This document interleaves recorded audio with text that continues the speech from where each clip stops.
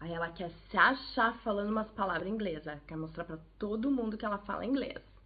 Então ela fala umas palavras assim meio soltas, né? Uns estrangeirismos meio soltos no meio das palavras, só pra se achar, só pra dizer que ela sabe falar inglês. Não, Brasil! Para com isso, Brasil! Até professores de inglês falam isso nas redes sociais. Não! Vamos conversar um pouquinho sobre isso? Vamos falar um pouquinho sobre como é o cérebro bilíngue e por que alguns estrangeirismos saem da boca pra fora. Bora lá?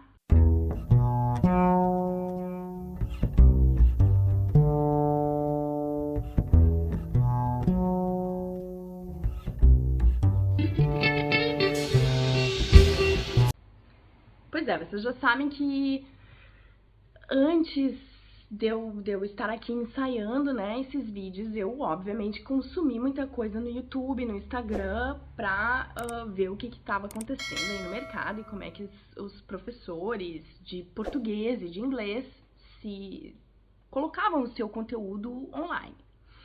E eu vi, não pro meu choque, não só professores de português, como professores de inglês também, falando, ai que horror! Mas algumas palavras,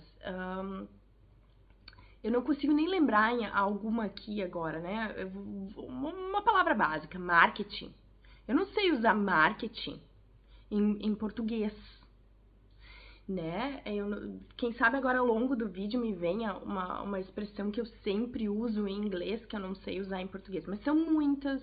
Eu várias vezes nesses vídeos aqui, vocês já devem ter ouvido eu falar algumas coisas em inglês que eu não sei me expressar em português. Brasil, amor. Professores de inglês, de português. População brasileira linda do meu Brasil varonil. Bora ultrapassar isso aí. Século XXI, o globalismo já até passou do ponto. Então a gente não pode mais ficar brigando com a forma que as pessoas se comunicam, né? Cada um tem que saber de si. Então algumas coisas é inevitável que se a pessoa usa algum certo tipo de vocabulário, algum certo tipo de estrutura, eu tenho sim noção da origem dela, ou eu tenho noção do nível de estudo dela. Isso é inevitável, a pessoa tem que aprender a falar bem, a pessoa tem que gostar de querer falar bem, a pessoa tem que querer aprender uma forma melhor de se expressar. Mas eu hoje, por exemplo, vivo numa realidade bilíngue aqui em Portugal. No Brasil eu não vivia assim. Nem em São Paulo quando eu morei, mas aqui em Portugal eu vivo como uma pessoa bilíngue. O que eu quero dizer? Eu tenho amigos que falam inglês e português e eu trabalho em inglês, raramente em português, mas como eu tô em Portugal, a gente trabalha com outros brasileiros, outros portugueses, outras pessoas que falam português como a primeira língua, então às vezes é inevitável falar uma coisinha, mandar uma mensagem em português, mas o meu trabalho é 100% em inglês e na minha vida pessoal, às vezes eu tenho mais contato com pessoas que falam inglês do que português.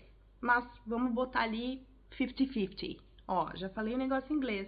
Não tô querendo me exibir com 50-50. É o meu cérebro que inevitavelmente vai para uma expressão, porque ele tá acostumado a fazer isso. Eu não tô querendo me achar. Então essa coisa de ao invés da gente tentar dizer assim, ela quis se achar falando 50-50 agora. Às vezes a gente tem essa postura, a gente pensa, mas o que significa 50-50? Olha, então ao invés... A pessoa não precisa começar a falar palavras em inglês para se exibir. Mas existem pessoas que têm a realidade como a minha, que vivem em duas línguas ao mesmo tempo e tá tudo certo. Aliás, eu acho isso bem legal. Uma vez eu vi uma história que eu até vou fazer um vídeo sobre isso. Que uma pessoa que é bilíngue, ela tem duas almas. E é verdade. É muita verdade isso, tá?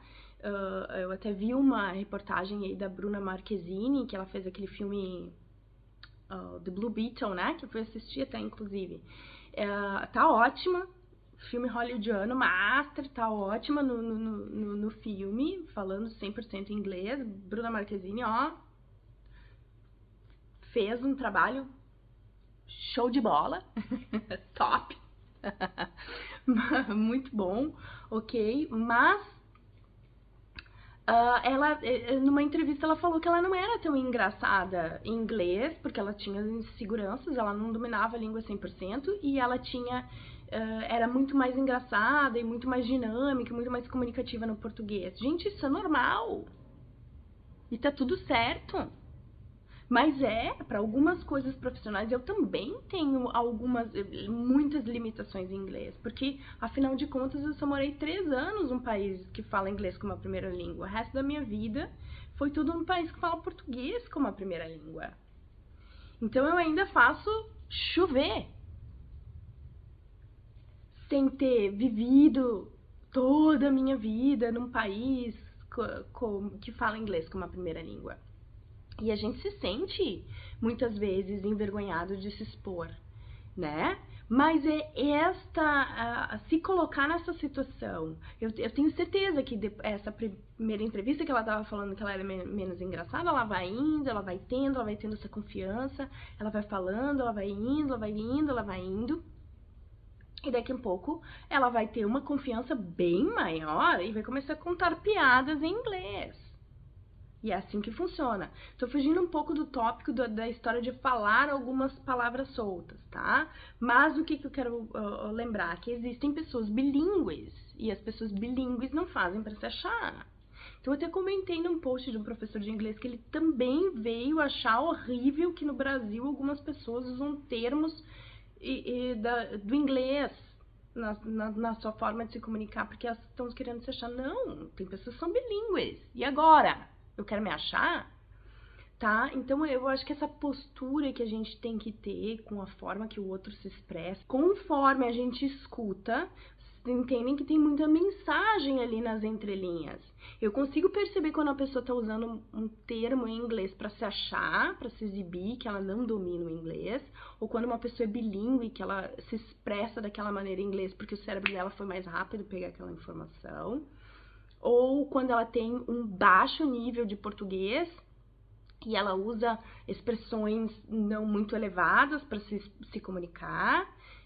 Fora isso, meu cérebro pode estar tirando conclusões sobre aquela pessoa da forma que ela se expressa.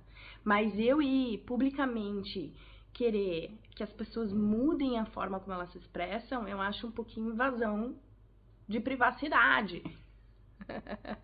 Acho que eu quero ter um pouquinho de controle. E no Brasil, como a gente já tem conversado aí sobre os problemas do ensino da língua do Brasil, eu também acho que essa coisa de ficar implicando com as pessoas que se expressam com estrangeirismos, com palavras, americanismos, com palavras em inglês, é ficar tentando colocar todo mundo dentro de uma caixinha, que todo mundo tem que falar igual, e que todo mundo tem que se expressar igual, e que só desta forma é que vai ser boa. Porque saber todas as regras do português, ensinar e falar e dar todas as regras gramaticais não quer dizer que tu sabe se expressar bem, né? Não quer dizer que tu é um bom comunicador. É só que tu sabe gramática, bastante. É bastante saber gramática. Entende? Então a gente precisa, acho que abrir um pouco mais, né? Perceber, existem pessoas que falam, aqui na Europa não é incomum, pessoas que falam 4, 5 línguas fluentemente. Então ela trazer um outro termo de uma língua que ela acha interessante no momento, gente, isso só mostra que ela tem cultura, que ela tem conhecimento, e não que ela tá querendo se achar. Eu sou meio teatral, né, gente? Eu sou assim. Os meus alunos sabem bem que eu sou assim, nunca fui diferente, né? Então a gente parar um pouquinho com esse julgamento. Eu preferiria muito mais que as pessoas quisessem se exibir um pouco na forma delas de se expressar e conseguir se expressar melhor em outras línguas do que esses números horrorosos eu ficar julgando, ai não, você tem que se falar em português com o termo tal, que tá no dicionário tal, sei lá o que, tá? Então, bora lá, a gente tem que se expressar, solta franga, né? Quiser usar um termo em inglês, a gente consegue perceber quando a pessoa tá se achando ou quando ela tá usando aquele termo porque ela tem mais conhecimento. Então, na hora que a gente perceber isso, a gente, essa pessoa tá se achando. Na hora que a pessoa tiver colocando um termo novo aí pra gente talvez aprender, a gente sente curiosidade, não julgamento. E se a gente julgar que a pessoa tá querendo se exibir, também o problema é nosso, porque deixa a pessoa se exibir se ela quer. Eu tive uma vez uma situação numa high school, ensino médio no Brasil, dentro de uma universidade, é onde que os alunos eram de níveis avançados, separados por níveis avançados. Então, a primeira coisa que eu pensei é chegar nessa aula de ensino médio, onde que eles, no final do terceiro ano, iam fazer uma certificação em inglês, o First Certificate da Cambridge. Primeira coisa que me passa na cabeça é dar aula completamente em inglês. Nem passou pela minha cabeça em falar oi, pessoal, em português, é hi everybody, né? Já do dia 1 da primeira aula. Alguns alunos, obviamente, chegaram em mim depois da primeira, segunda aula, enfim, que estavam muito contentes, porque eu era a primeira professora tendo essa postura com eles, que eles iam aprender muito naquele semestre, naquele ano, enfim, que eles estavam muito felizes. Mas teve uma aluna que foi reclamar na direção que a professora estava querendo se achar falando aula de inglês completamente em inglês. Ensinar línguas na sua língua nativa não existe. A gente ensina línguas. Se você quer aprender inglês, a aula tem que ser em inglês. O convívio tem que ser em inglês. O contato tem que ser em inglês. Se você quiser aprender italiano, o contato tem que ser com italiano. Se quiser aprender francês, tem que ter contato com francês. Tem que escutar francês. Tem que conviver com termos em francês. Se quiser aprender espanhol. E assim por diante. Então, não existe isso só no Brasil que se fala, que acontece, que é uma realidade. Se você quer aprender uma língua, você tem que ter uma imersão naquela língua. Claro que quando se é criança é um pouco mais fácil, quando se é adulto se tem um pouco mais de resistência, mas a resistência é algo psicológico que dá para trabalhar também, não é físico, é só psicológico. Combinado? As pessoas se expressarem. Solta a franga, aproveita e aprende também um pouquinho. Quando tiver alguém se expressando de uma forma diferente, talvez tu aprenda uma palavra nova. Combinado? Até o próximo vídeo.